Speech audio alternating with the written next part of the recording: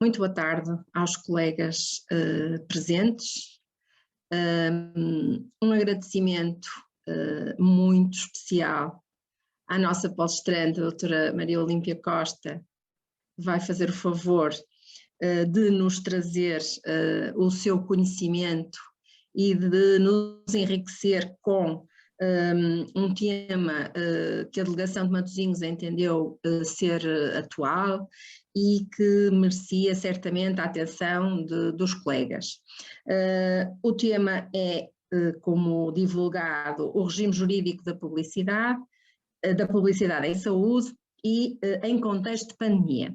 Portanto, a doutora Olímpia irá brindar-nos com uma intervenção neste contexto, que a todos tem alterado substancialmente as nossas vidas e especificamente no âmbito do direito à saúde e da saúde particularmente. Uma breve apresentação da doutora Olímpia Costa. A doutora é advogada, é nossa colega, e exerce atualmente a advocacia na direção legal da SONAI-MC, com enfoque na área da saúde. Tem um especial gosto e tem-se dedicado à área da saúde e da gestão, e em termos de habilitações concluiu uma pós-graduação em gestão da saúde na Universidade Católica, na Porto Business School, e outra pós-graduação, essa sim, na Universidade Católica, relativa à proteção de dados pessoais. Também nos deixa muita intervenção e inclusive um livro que escreveu na temática da apresentação à insolvência, editado pela Almedina, e ninguém melhor do que ela com este currículo com enfoque na saúde, nos brindará certamente e nos trará algo com que nós possamos enriquecer-nos e, de certa forma, saber com o que é que nós podemos contar no âmbito do regime da publicidade, no âmbito da saúde e, em particular, em contexto de pandemia. Doutora Olímpia Costa, passar-lhe a palavra. Muito obrigada também por aceitar o nosso convite mais uma vez e faça o favor quando entender de começar. Muito obrigada. Ora, muito boa tarde a todos, espero que estejam todos bem de saúde, bem como as respectivas famílias. Muito obrigada, doutora Luísa Lopes, Presidente da Delegação de Matosinhos, pelas suas palavras. Também quero cumprimentar e agradecer o convite e a honra e a confiança demonstrada, e também quero cumprimentar os demais colegas da Delegação de Matosinhos, a quem também agradeço o convite e a confiança. Como sabem, é para mim uma honra e um orgulho realizar esta webconferência pela especial ligação a esta Delegação de Matosinhos. Aproveito também para apresentar os meus cumprimentos ao Conselho Regional do Porto, na pessoa do seu presidente, Dr. Paulo Pimenta. E agradecer também os meios disponibilizados para esta webconferência e todos os meios que têm colocado ao dispor dos advogados nesta época tão difícil de pandemia. Apresento os meus cumprimentos a todos os colegas que estão a assistir a esta conferência e agradeço também a confiança em mim depositada. Ora, sem mais demoras e delongas, vou então dar início a esta conferência subordinada ao tema Regime Jurídico da Publicidade em Saúde em contexto de pandemia.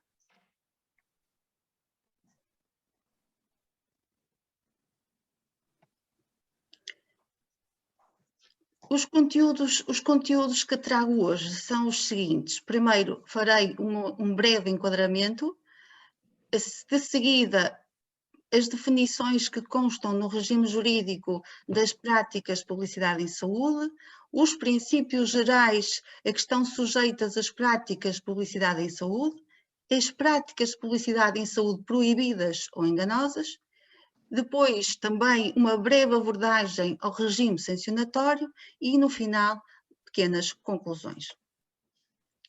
Ora, como sabemos, a publicidade transporta-nos muitas vezes para horizontes longínquos, para mundos imaginários, e estimula-nos muitas vezes e leva-nos até, estimula o nosso desejo, leva-nos a procurar bens ou serviços que de outra forma muitas vezes seriam completamente dispensáveis. Isto será normal quando nós estamos a falar no consumo da generalidade dos bens, mas quando estamos perante bens ou produtos ou serviços na área da saúde, já temos que atuar de uma forma diferente. Aqui já estamos perante princípios de bioética que devem prevalecer sobre as normas e sobre as regras de mercado e sobre a lógica de mercado. Como sabem, nos últimos 10 anos temos vindo a assistir a uma proliferação no setor, principalmente no setor privado da saúde, de abertura de muitos hospitais, de clínicas, pelos grandes grupos de saúde e também por pequenos grupos e até por profissionais de saúde em nome individual.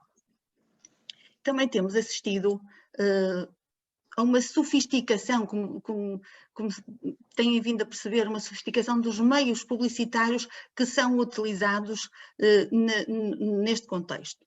Ora, foi face a este contexto que temos vindo a viver nos últimos anos, que já em 2004, a Entidade Reguladora da Saúde, tendo constatado a existência de diversas reclamações e a existência de diversas práticas de publicidade em saúde que eram enganosas e que eram lesivas dos direitos e dos interesses legítimos dos utentes, esta entidade decidiu elaborar uma recomendação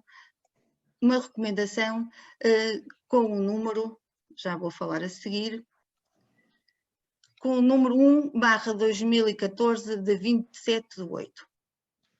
Esta recomendação visava garantir que toda e qualquer mensagem publicitária a serviços de saúde ou a produtos de saúde veiculada no contexto ou no contacto com um potencial utente, eu aqui falo num potencial utente, porque enquanto não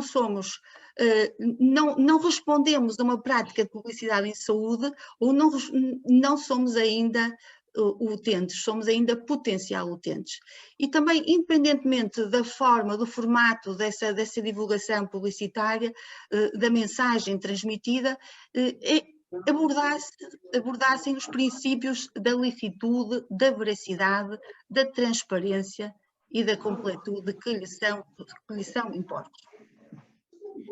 Ora, foi face a este contexto em que se vivia em 2014 e pelo impacto que o setor da saúde tem na sociedade e em todos os indivíduos, em todos os cidadãos, pela assimetria da informação que existe entre o prestador de cuidados de saúde e o utente. Como sabem, o prestador de cuidados de saúde tem uma informação privilegiada face ao utente, o utente não tem tanta informação, portanto existe aqui uma assimetria de informação que é reconhecida por todos, e também em face do impacto económico que estas práticas têm na sociedade, o legislador em 2014 resolveu colocar um olhar mais atento a estas práticas de publicidade em saúde. Como sabem, o regime jurídico da publicidade e até as práticas de publicidade em saúde também eram regidas pelo regime jurídico e pelo Código da Publicidade. E foi nesta altura em que, em 2014, o legislador, então, sentiu a necessidade de criar aqui regras específicas, normas específicas para as práticas de publicidade da saúde. E foi neste contexto que foi publicado o Decreto-Lei número 238/2015 de 14/10. Este Decreto-Lei entrou em vigor no dia 1 de novembro desse mesmo ano. Este Decreto-Lei estabelece o regime das práticas de publicidade em saúde, estabelece quais os princípios gerais a que devem obedecer essas práticas de publicidade em saúde, e quais as práticas consideradas proibidas ou consideradas enganosas, que mais à frente iremos ver, e até que tentarei dar alguns exemplos. Aqui, o que é que se excepciona, o que é que está fora do âmbito deste decreto-lei? Aqui está fora do âmbito deste decreto-lei as matérias reguladas em legislação especial. E quais são essas matérias? Designadamente a publicidade a medicamentos e a publicidade de dispositivos médicos. Estas matérias são reguladas num regime próprio, no regime legal próprio, porque estas temáticas estão sujeitas à regulação específica do Infarmed e não da entidade reguladora da saúde. E também está fora do âmbito deste decreto-lei a publicidade institucional do Estado. Como sabem, e face ao contexto que vivemos e à atual situação epidemiológica, o nosso Estado, o Governo teve necessidade de fazer mais publicidade institucional para alertar as pessoas, não é? Para alertar os cidadãos das regras e das regras de higiene e das regras de segurança que deveriam ser adotadas em contexto de pandemia. E os meios que foram utilizados na prática, que foram utilizados para essa prática publicitária, para essa publicidade institucional, foram, na sua grande maioria, os órgãos de comunicação social. Aliás, foram investidos, só a título de curiosidade, cerca de 15 milhões de euros, se não estou em erro, nesta publicidade. Depois, o artigo 10º do regime jurídico das práticas de publicidade em saúde, que doravante, quando me referir a ele, referirei RJPPS, define que os elementos de identificação para efeitos do que é disposto nos artigos 4º e 5º do referido regime, tem que ser regulamentado pela entidade reguladora da saúde. Foi assim que a entidade reguladora da saúde emitiu um regulamento com o número 1058/2016, de 24/11. E o que é que visa este regulamento? Este regulamento fixa os limites concretos à informação contida numa mensagem ou informação publicitária. Ou seja, toda a informação publicitária, toda a mensagem publicitária, seja oral, seja escrita, seja através da internet, seja através de meios audiovisuais, tem que obedecer a determinadas regras, tem que cumprir com determinados elementos, e estes elementos estão previstos neste regulamento da entidade reguladora da saúde. Agora, em contexto de pandemia e considerando a emergência da saúde pública e a situação excepcional que vivemos em função do Covid-19, e tendo em conta também a proliferação que temos vindo a assistir de informação sobre a referida pandemia, e sobretudo a divulgação de informação que muitas vezes não é uma informação credível ou uma informação verdadeira, e de práticas de publicidade em saúde preventivas ou até terapêuticas a este respeito, em que corremos riscos de os utentes ou os potenciais utentes responderem a estas práticas de publicidade em saúde e serem prejudicados na sua integridade, quer física, quer moral, a entidade reguladora da saúde emitiu, e no sentido que sentiu uma necessidade de proteger os utentes, e então emitiu um alerta de supervisão com o número 1/2020, que refere o seguinte: emite e alerta todos os estabelecimentos prestadores de cuidados de saúde intervenientes em práticas de publicidade em saúde, e alerta também os utentes em geral sobre a publicidade enganosa ou lesiva dos direitos e dos interesses dos utentes e relembra, nomeadamente, quais são as práticas proibidas e quais são as práticas que são enganosas e que ocultam, que podem induzir o utente em erro e podem levar o utente a praticar atos que podem eventualmente ser lesivos da sua saúde ou da sua integridade física ou moral. E, portanto, a entidade reguladora da saúde sentiu necessidade, neste contexto, de emitir este alerta de supervisão, reforçando as regras e os princípios das práticas de publicidade em saúde.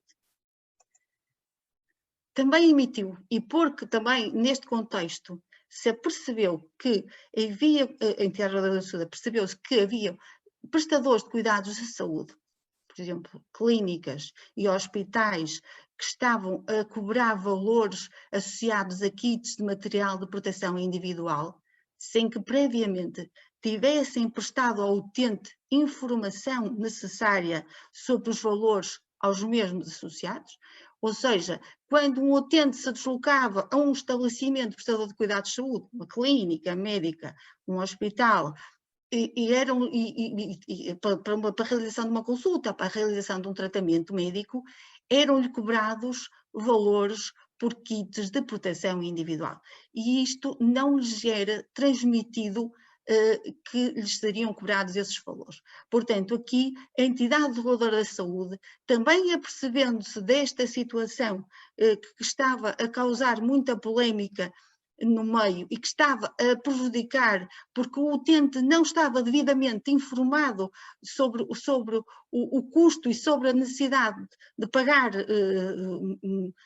sobre um determinado produto, também emitiu um alerta, também aqui a todos os estabelecimentos prestadores de cuidados de saúde, no sentido de assegurarem aos utentes uma previsão de custos correta sobre a totalidade dos aspectos financeiros relacionados com a prestação de cuidados de saúde. Ou seja, o prestador de cuidados de saúde deve obrigatoriamente alertar o utente para os custos financeiros da prestação de cuidados de saúde, quer sejam os custos com uma consulta, quer estejam todos os custos associados. Deve previamente ser informado.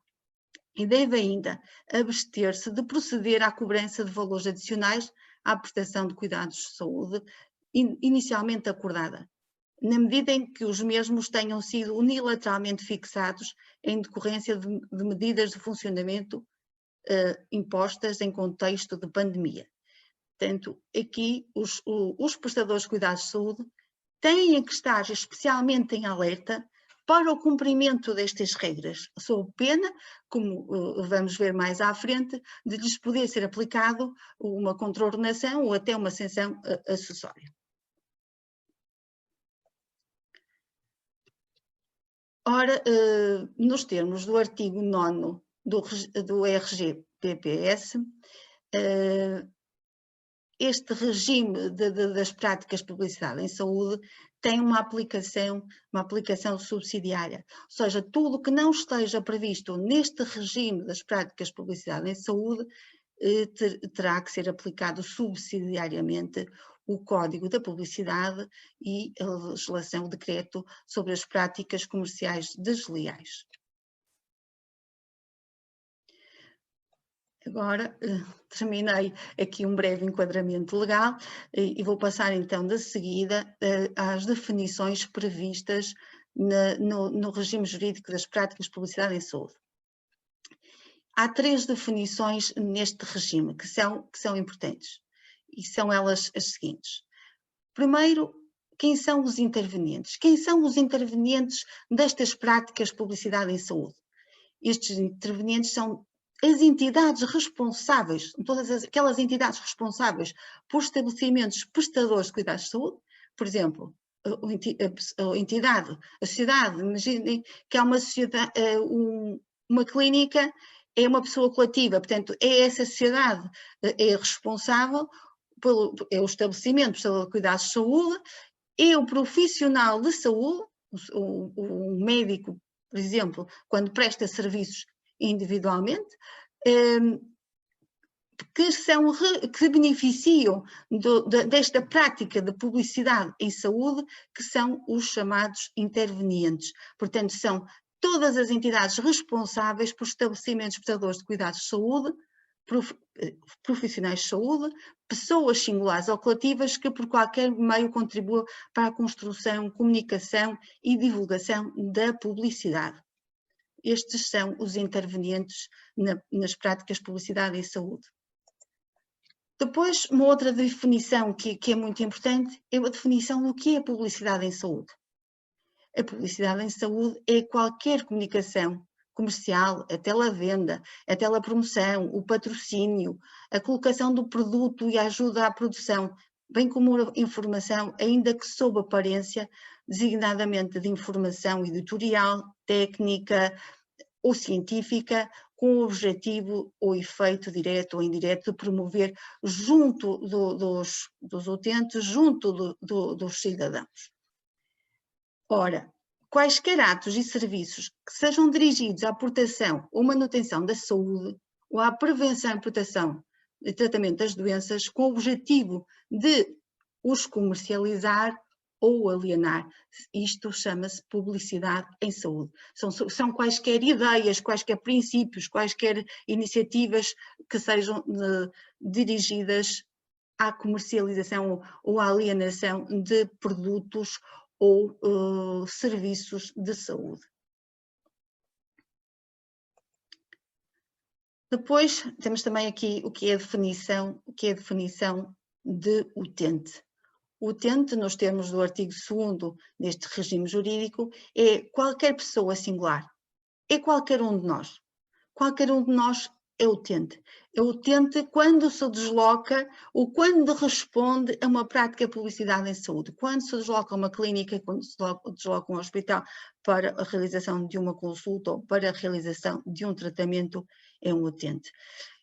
Este é uma pessoa singular, é qualquer um de nós, é utente. Que não tenha fins lucrativos ou não tenha uma atividade comercial associada, industrial ou profissional. É a pessoa individual, é a pessoa singular que se desloca para a realização de um determinado ato médico.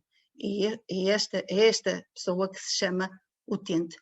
Há bocado falei em potencial utente. O potencial utente é cada um de nós quando assiste a uma publicidade, por exemplo, na televisão, em que na televisão passa uma publicidade a uma clínica de medicina dentária que tem consultas a um determinado preço ou que faz um tratamento inovador, e nós, quando estamos a assistir a essa publicidade, somos um potencial utente.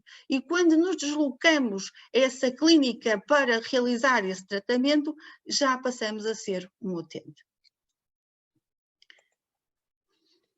Agora passo aos princípios gerais previstos também neste regulamento, que são os princípios da transparência, da fidedignidade e da licitude. Estão previstos no artigo 4º deste regime jurídico. Ora, estes princípios devem ser articulados também, sempre articulados com o regulamento da entidade reguladora da saúde. Por exemplo, no caso de um interveniente ser prestador de cuidados de saúde, a prática de publicidade em saúde não pode suscitar dúvidas, ela tem que ser verdadeira, tem que ser identificada de forma verdadeira, completa, inteligível. O interveniente a favor, e também tem que ser identificado o interveniente a favor de quem a prática é efetuada. A publicidade, se não for verdadeira, se não for lícita, é uma publicidade, pode ser considerada uma publicidade enganosa. A publicidade é ilícita sempre que o interveniente a favor de quem a prática a publicidade em saúde é efetuada, assume a qualidade de prestador de cuidados de saúde sem efetivamente o ser. O que é que isto quer dizer? eu intitulo-me titular, digo que sou uma profissional de saúde, posso me intitular médica de uma determinada especialidade. E na realidade, e estou a fazer publicidade, exato, e na realidade eu não sou. Pode ser uma clínica ou pode ser uma entidade que diga que é um prestador de cuidados de saúde, que é uma clínica e na realidade não ser. E esta publicidade que é feita desta forma é uma publicidade ilícita. Portanto, a publicidade tem que ser sempre feita de forma verdadeira, completa e inteligível, para que o utente perceba, percepcione exatamente o que é que está a responder. Quando o utente responde, é uma prática de publicidade em saúde, tem que responder de uma forma livre, informada, esclarecida. E, portanto, isto é que é uma publicidade verdadeira e completa e inteligível. Depois temos um outro princípio também muito importante, que é o princípio da objetividade. Este princípio também tem que ser articulado com os artigos 3º e 4º do regulamento da entidade reguladora da saúde. A informação ou a mensagem publicitada deve ser redigida de forma clara, inteligível e precisa, como todos os elementos considerados e adequados e necessários ao completo esclarecimento do utente, bem como devem ser identificados todos os elementos. E estes elementos constam no regulamento. Podemos dar a título de exemplo, por exemplo, quando se faz uma publicidade a um determinado estabelecimento de cuidados de saúde, a uma clínica, tem que se indicar o nome da entidade, tem que se indicar a morada, o número de sede profissional do diretor clínico, do responsável clínico da entidade, tem que ser identificada quando esse prestador de cuidados de saúde, quando essa clínica está sujeita a registro na entidade reguladora da saúde, tem que se indicar o número de registro na entidade reguladora da saúde. Se também estiver sujeita a licenciamento da entidade reguladora da saúde, também se deve indicar o número de licença de funcionamento e há mais uma série de elementos que devem constar obrigatoriamente desta informação, desta mensagem publicitária, que é uma mensagem publicitária que pode ser feita de qualquer forma, pode ser feita oralmente, como eu disse há bocado, oralmente, por escrito, pode ser feita por meios audiovisuais, pode ser feita através da internet, mas em todos os meios utilizados devem constar os elementos previstos no regulamento da entidade reguladora da saúde.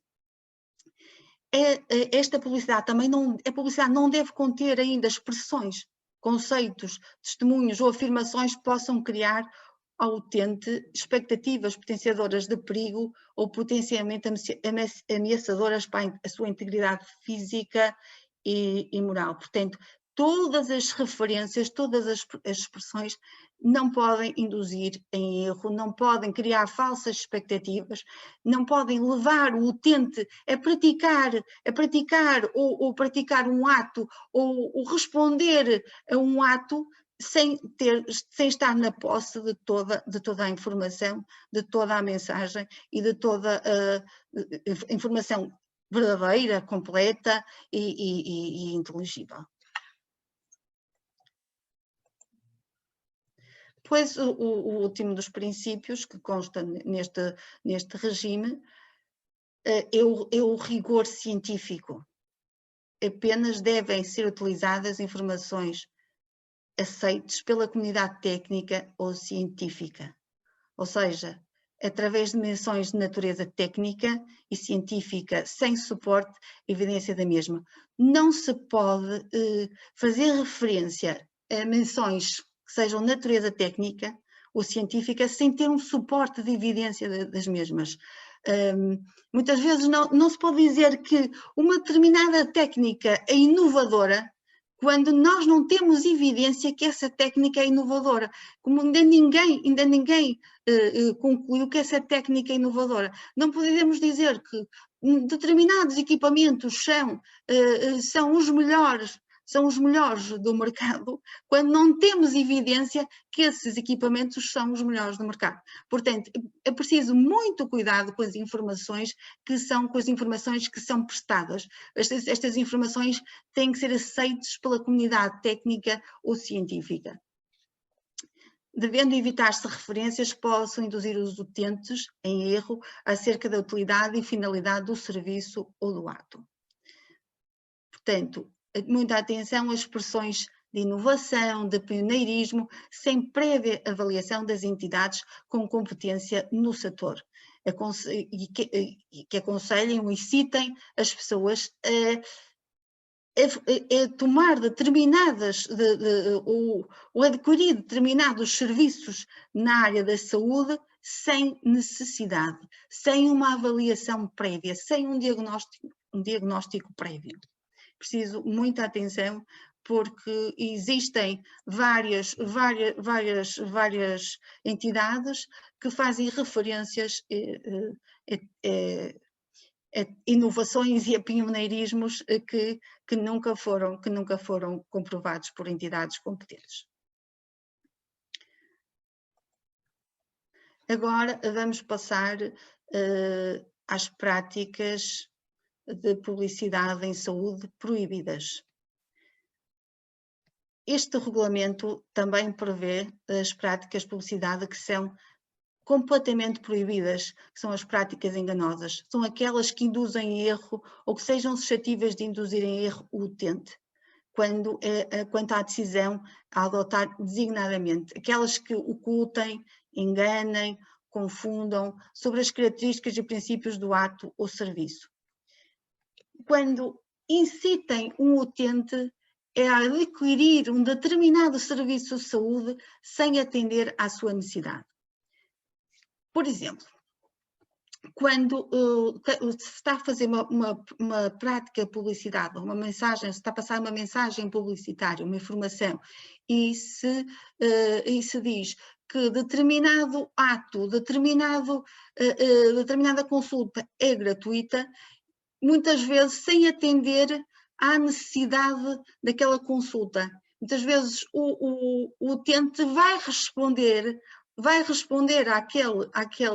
àquele chamamento, entre aspas, porque é gratuito e, portanto, é preciso muita cautela quando se aconselham ou incitam a aquisição de serviços de saúde sem primeiro perceber se eles são necessários, sem primeiro ter um diagnóstico prévio de um profissional de saúde para saber se é necessário ou não o utente adquirir aquele serviço. Depois, também temos que ter especial cuidado com aquelas mensagens publicitárias, aquelas informações publicitárias que se refiram falsamente à cura, que prometam resultados, quando todos sabemos que é quase impossível ter esses resultados, quando se refiram a efeitos adversos ou a efeitos, ou que um determinado serviço de saúde não tem efeitos secundários, quando todos sabemos, ou quando a generalidade sabe que aquele serviço de saúde pode ter efeitos secundários. Preciso muita cautela a estas práticas que são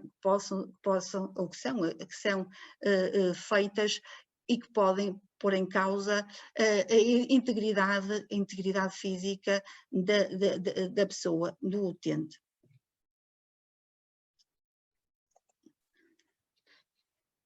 Por exemplo, vamos tentar dar aqui um exemplo. Uma determinada entidade, uma determinada clínica, publicita um preço para a realização de um determinado tratamento, porém, depois cobra um preço superior. Imaginem, uma clínica de medicina dentária publicita um preço para um aparelho ortodôntico, não sei se disse a palavra correta, peço desculpa-me, por 1.500 euros. mas faz um desconto de 50% na aquisição desse aparelho. A pessoa vê a publicidade e vai responder a essa prática de publicidade. Desloca-se à clínica para fazer ou para colocar aquele aparelho. E no final, em vez de lhe ser feito o desconto de 50%, é-lhe feito apenas um desconto de 80%. Ou seja, depois cobram-se um preço superior pelo aparelho quando foi publicitado um preço inferior. Isto é uma prática de publicidade proibida. Ou quando, por exemplo, uma clínica faz publicidade a dizer que determinado ato, determinada consulta é gratuita. E depois o doente, o utente, desloca-se para essa consulta, a consulta está publicitada que é uma consulta gratuita, desloca-se para essa consulta e quando realiza a consulta, no final da consulta, é-lhe cobrado um valor por essa consulta. Isto também é uma prática de publicidade proibida, porque o que a lei diz é, quando se descreve um ato, um serviço como grátis ou gratuito, sem encargos, com desconto, com promoção, o utente não pode pagar mais do que o custo inevitável de responder à prática de publicidade em saúde. O que é que isto quer dizer? Se a clínica está a publicitar uma consulta como gratuita, o utente vai se deslocar a essa clínica para realizar a consulta. A única coisa que o utente pode pagar, digamos assim, é o custo associado à deslocação para essa consulta. Não pode pagar pela consulta. Portanto, há aqui também algumas dúvidas, e têm surgido bastantes dúvidas na área da saúde, quanto a esta questão, que é uma questão polémica, de saber se um serviço de saúde pode ser ou não publicitado como grátis ou como gratuito, sem encargos, com desconto ou promoção. Há quem entenda que não pode ser publicitado. Eu entendo que pode ser publicitado. Desde que pode ser publicitado, pode haver consultas gratuitas, pode haver tratamentos gratuitos, desde que isso seja bem publicitado, a informação seja clara e o utente, quando se desloca para fazer para receber ou para fazer essa consulta, não pode pagar mais do que o custo inevitável dessa deslocação. Mas aqui também é preciso alguma cautela, é preciso aqui algumas cautelas quanto a esta questão do grátis, do gratuito. E porquê? Também temos de ter em consideração o outro lado. Também não se pode exagerar, digamos assim, nesta questão do gratuito, porque também não podemos levar a que os potenciais utentes, só pelo facto de ser gratuito, se desloquem ou façam um determinado tratamento que não precisavam, não precisavam, como não precisavam, mas foram fazer porque era gratuito. Portanto, aqui é preciso haver alguma cautela quando se faz referência ao gratuito ou grátis. Não é proibido se o utente tiver que pagar mais, é o que diz a lei. Mas também é preciso ter aqui alguma cautela quando se promove muito o grato e o gratuito e obriga, não é obriga, ou leva a que as pessoas se desloquem para a realização de determinadas consultas. Consultas será menos grave quando se deslocam a consultas. Agora, quando se deslocam para fazer determinados tratamentos, podemos também ter aqui uma situação que pode também pôr em causa, pode não ser necessária e o utente desloca-se para fazer esse tratamento só pelo facto desse tratamento ser gratuito. Portanto, temos que ter aqui sempre algumas cautelas com esta questão do gratuito. São ainda também ao abrigo deste regime proibidas as práticas de publicidade em saúde que limitem ou sejam suscetíveis de limitar significativamente a liberdade de escolha. Como sabem, o utente, cada um de nós, tem liberdade de escolha do prestador de cuidados de saúde a quem pretende recorrer. Eu posso escolher o prestador de cuidados de saúde que eu entendo. Há algumas situações em que, se estivermos a falar já do Serviço Nacional de Saúde, podemos ter que obrigatoriamente ter que ir ao nosso centro de saúde da área de residência, mas estamos agora a falar de uma forma geral no domínio do setor, de uma forma geral. O utente tem liberdade de escolha do prestador de saúde. E quando nós temos uma prática de publicidade em saúde que pode levar a que o utente, que seja limitada essa liberdade de escolha, também é proibida. Quando nós emitimos uma informação, uma mensagem publicitária que vá limitar depois a liberdade de escolha do utente. Também temos que ter cuidado com o induzir o utente ao consumo desnecessário, nocivo ou sem diagnóstico ou avaliação prévia por profissional habilitado. É preciso também muita cautela com este tipo de publicidade, porque muitas vezes, não sei se é muitas vezes, mas algumas vezes faz-se publicidade a determinados tratamentos ou determinados serviços de saúde e depois não são feitos por um profissional, podem não ser feitos por um profissional habilitado. Depois, agora, mais um exemplo, que é o que é uma prática proibida, que é o caso dos concursos, os sorteios ou outras modalidades ou certames a fins divulguem atos ou serviços de saúde como respectivo prémio, brinde ou condição de prémio ou similares. Ora, isto também é uma prática proibida. Portanto, é proibida os concursos, sorteios que proponham a aquisição de serviços a um determinado preço e que muitas vezes, vou dar aqui um exemplo, se calhar é mais fácil. Um centro de radiologia publicitou um sorteio, cujo prémio seriam, por exemplo, 2 bilhetes para um concerto. E de acordo com o regulamento aplicável àquele sorteio, o sorteio tinha como objetivo premiar os utentes que realizassem taques nas suas instalações. Ora, aqui também é preciso muita cautela.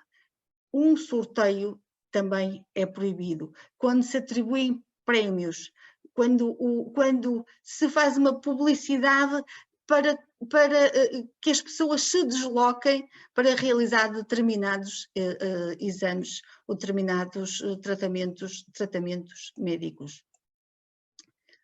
Aqui também posso dar outro exemplo. Por exemplo,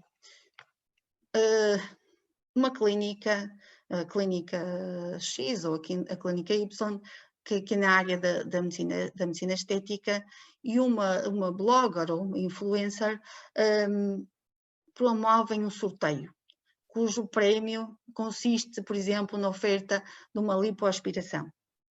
E de acordo com o regulamento desse sorteio, os concorrentes teriam de seguir as páginas de Facebook e do Instagram das duas, quer da clínica, quer da influencer, quer da blogger. Portanto, aqui este tipo de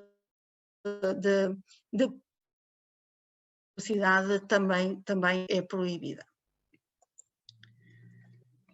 Agora, como não poderia deixar de ser, vamos falar um bocadinho sobre o regime sancionatório. A entidade reguladora da saúde é a entidade competente para instruir os processos de contraordenação. A contraordenação está prevista no artigo 8º deste regime jurídico e é punível com as seguintes coimas: 250 € a 3.740,98, no caso do infrator ser uma pessoa singular, ou de 1.000 euros a 44.891,81 no caso de ser uma pessoa coletiva. Ora, estas coimas já são coimas de um valor bastante significativo. Depois, 250 euros a 3.740 euros,98 e de 3.000 a 44.891,81, consoante o infrator seja a pessoa coletiva por violação do disposto no artigo anterior.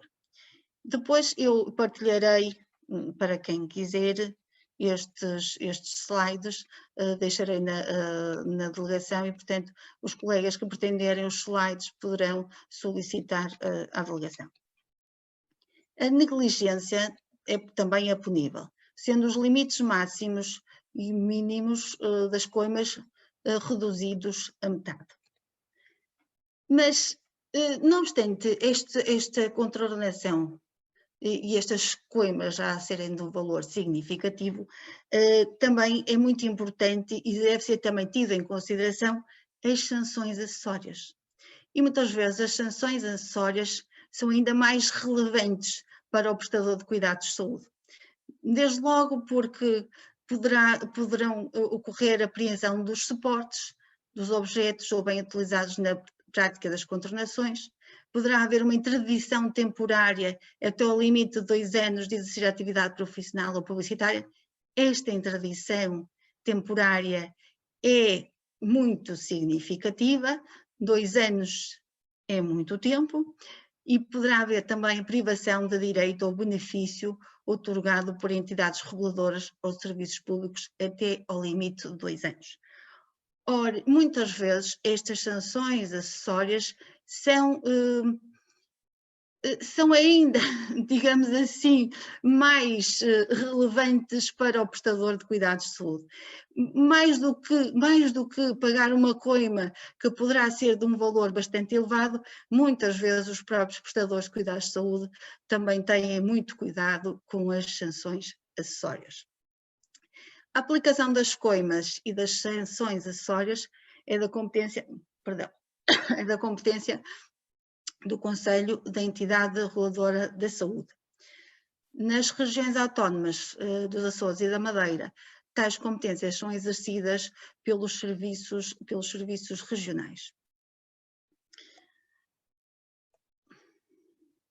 Bom, e agora entrei nas conclusões, vou fazer aqui umas breves conclusões. O direito à informação em saúde é um dos principais corolários do princípio da autonomia. Este princípio também já estava previsto no Código da Publicidade. A comunicação comercial relativa a atos e serviços de saúde apresenta um elevado impacto nas expectativas dos utentes, em especial em situações de doença e de vulnerabilidade acrescida. Portanto, aqui temos de ter sempre em consideração que no caso de os potenciais utentes estarem numa situação de doença, estão mais vulneráveis e naturalmente responderão mais às práticas de publicidade em saúde. Daí que é preciso um especial cuidado nas mensagens transmitidas e na informação transmitida, quer pelos prestadores de cuidados de saúde, quer pelos profissionais de saúde. A comunicação em saúde deve atender aos princípios da transparência, da fidedignidade, da objetividade e rigor científico da informação, como vimos há bocado. Ainda, o direito de liberdade de escolha do prestador de cuidados de saúde só pode ser exercido na sua plenitude se o utente possuir toda a informação necessária, completa, adequada, adaptada à sua capacidade de compreensão e relevante para a tomada de decisão. Esta liberdade de escolha do prestador de cuidados de saúde é muito importante, porque o cidadão, o utente só consegue escolher em liberdade livremente se estiver na posse de toda a informação. E não se esqueçam que, como eu referi no início desta conferência, existe sempre entre o prestador de cuidados de saúde e o utente uma assimetria de informação. O utente tem menos informação que o prestador de cuidados de saúde e, portanto, esta informação que se transmite tem que ser sempre uma informação verdadeira, inteligível, clara, concisa, para que o utente, e tem que ser adequada, tem que ser numa linguagem simples, numa linguagem que chegue ao utente, que o utente compreenda e quando ele tomar a decisão de optar por uma determinada prática em saúde, optar de uma forma optar com toda a informação e optar com uma decisão completamente informada.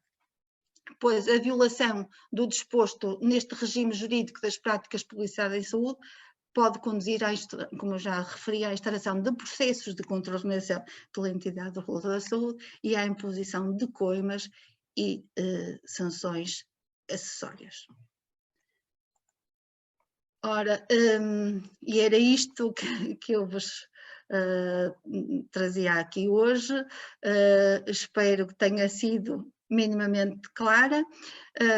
Deixo também aqui a recompilação legislativa, as referências bibliográficas e partilharei, como referi, com a delegação de Matosinhos da Ordem dos Advogados o PowerPoint para quem estiver interessado em pedi-lo. E agora agradeço a todos a vossa atenção, a vossa presença.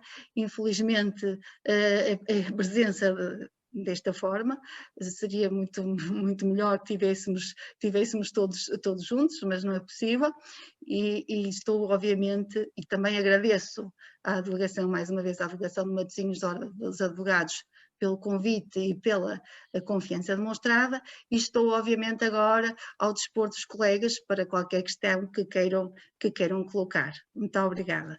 E boa saúde a todos. Obrigada. E boa Páscoa já agora. Muito obrigada, doutora Olímpia. Eu acho que estou aqui a fazer eco. Obrigada pela sua intervenção, foi um gosto ouvi-la. Tivemos aqui uma apresentação extremamente clara, sintética, organizada sobre aquilo que nós, ou de que forma eventualmente poderemos reagir nas nossas vidas práticas, quando os nossos clientes, por exemplo, estiverem numa situação deste tipo, portanto, em que haja menos informação transmitida, em que por alguma forma estão afetados os princípios da publicidade na saúde. Foi muito esclarecedora, muitos parabéns e muito obrigada por mais uma vez por aceitar o nosso convite, foi um orgulho tê-la connosco. E agora, uma vez que a doutora se disponibilizou para responder a algumas questões, quem quiser algum esclarecimento ou quem achar por bem intervir, tem à disposição o bate-papo e também o Q&A, portanto questions and answers, onde eu depois transmitirei, ou a própria doutora Olímpia também responderá às questões que aí sejam colocadas. Eu também quero dizer que tenho os meus, peço desculpa, doutora Luísa, também vou deixar os meus contactos, também qualquer questão poderão sempre entrar em contacto por e-mail ou pelo telefone comigo. Muito obrigada também por isso, doutora Olímpia. Certamente que os colegas utilizarão o seu contacto quando estiverem numa situação e que precisem também do seu acompanhamento e ajuda para resolver alguma questão nesta área. Dou a palavra, se algum colega quiser deixar então algum comentário ou alguma questão que entenda deva ser respondida pela doutora Olímpia Costa.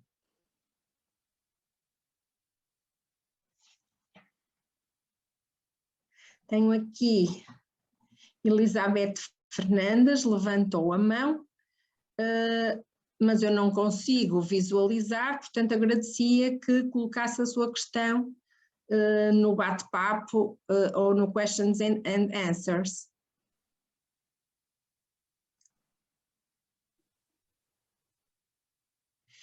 Eu não sei e perguntava, sim, perguntava ao João se é possível ouvirmos ou o colega colocar viva voz a sua questão. Penso que não, mas se o João nos puder esclarecer, se estiver aí. Também, se não conseguirmos, a colega poderá sempre colocar uma questão pelo telefone ou via e-mail. Estarei disponível. Muito bem.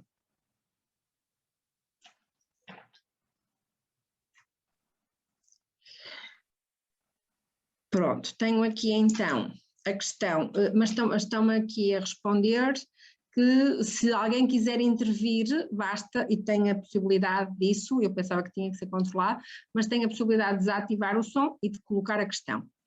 A doutora Elizabeth colocou aqui a questão: qual é a posição da colega relativamente à proibição de promoções em período pandémico? Certo, isso está previsto no decreto 4 de 2021, que acho que é 13/3, que foi agora prorrogado pelo decreto 5. Está prevista a proibição de promoções e reduções de preço que levem um afluxo aos estabelecimentos comerciais, não é? Aos estabelecimentos que são abrangidos no âmbito do referido decreto. Portanto, são proibidas essas que aumentem significativamente o afluxo a esses estabelecimentos. Muito bem. Posso-lhe colocar uma questão, doutora Olímpia, só para, a propósito daquela questão que falava há pouco, da gratuitidade Sim. E da necessidade de se precisar ou não do ato médico ou do serviço médico, e provavelmente haver a tendência de que, pelo simples facto de ser gratuito, acedermos a isso. É comum, e eu já reparei nisso muito no âmbito das clínicas de medicina dentária, é comum oferecer diagnóstico. Ou seja, o paciente, o utente não sabe ainda se de facto vai precisar ou não de serviço, mas a oferta, associada em termos de campanha publicitária, será oferecer o diagnóstico e não diretamente a prestação do serviço médico, que só se desenrolará na sequência desse check-up, digamos assim. Qual é o entendimento da doutora relativamente a esta questão no âmbito, ou enquadrando no que referiu quanto às questões que eu indiquei, da gratuitidade e da necessidade de tratamento? Eu vou dar a minha opinião, salvo melhor, claro, sempre juízo de opiniões divergentes. Na minha opinião, não tem qualquer problema a publicitação a esses diagnósticos, consultas de diagnóstico gratuitas, desde que, como eu referi há bocado, quando o utente responde a essa prática de publicidade e quando se desloca à clínica, o utente não tiver de pagar mais do que o custo inevitável da deslocação à referida clínica, a essa clínica. Portanto, não tem... Mesmo sendo diagnóstico, o que vai acontecer fica sujeito ao mesmo regime, portanto aí já não se coloca tanto a questão da necessidade do tratamento em si, mas se calhar até é mais viável, diria eu, porque fica sujeito aos mesmos princípios. Sim, normalmente o que acontece nas clínicas de medicina dentária, oferecem consultas, não é? Consultas de diagnóstico gratuitas, um check-up geral, e normalmente as pessoas respondem a essa publicidade e deslocam-se às clínicas e fazem um check-up, fazem uma consulta gratuita em que o médico lhes vai dizer, olha, precisam deste tratamento, daquele outro, vai-lhes fazer um diagnóstico, mas não vão pagar mais nada, além de o custo inevitável da deslocação. Portanto, não vejo qualquer inconveniente na publicitação desses atos como sendo gratuitos. Muito obrigada. Doutora, temos aqui a doutora Elizabeth Fernandes, novamente, ainda referindo-se à questão anterior, que tinha a ver com a proibição de promoções em período pandémico. Pergunta quem aplica as coimas, se só se pode punir se o afluxo se confirmar ou basta o perigo do afluxo. Portanto, do acesso aos locais, digamos. Pois, uma boa pergunta. Embora a pessoa que esteja um bocadinho fora do regime publicitário estrito, está um bocadinho fora deste âmbito. E agora também vou dar a minha opinião. Não, o fluxo pode ou não concretizar-se, não é? Mas se houver indícios de que uma determinada campanha vai levar com certeza a um aumento de pessoas a um determinado local, a um determinado estabelecimento, aí sim poderá a entidade competente para atuar naquele determinado estabelecimento, depende da entidade, estamos a falar da entidade dos estabelecimentos prestadores de cuidados de saúde, estamos a falar da entidade reguladora da saúde, estamos a falar de outro tipo de estabelecimentos, poderemos estar a falar da ASAI, portanto, poderá aplicar essa contraordenação, ou essa coima, digamos assim. Mas é uma boa questão. Isso é muito difícil de saber se uma determinada promoção aumenta ou não o fluxo. Depende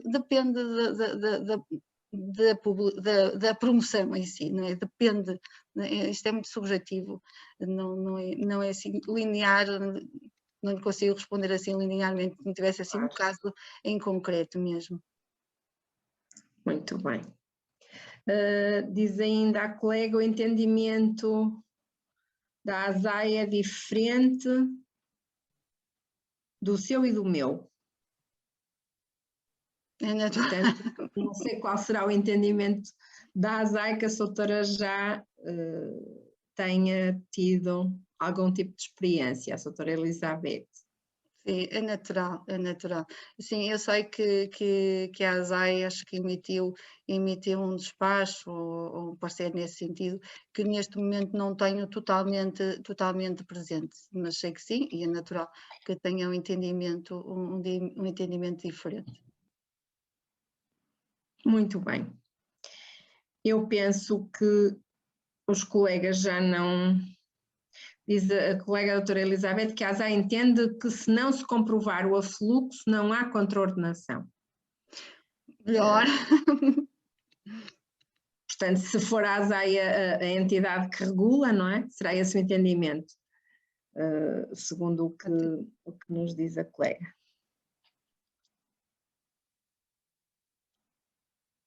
Muito bem. Pronto, eu penso que os colegas já tiveram a oportunidade de colocar as questões, a doutora indicou-nos também quer o seu contacto eletrónico,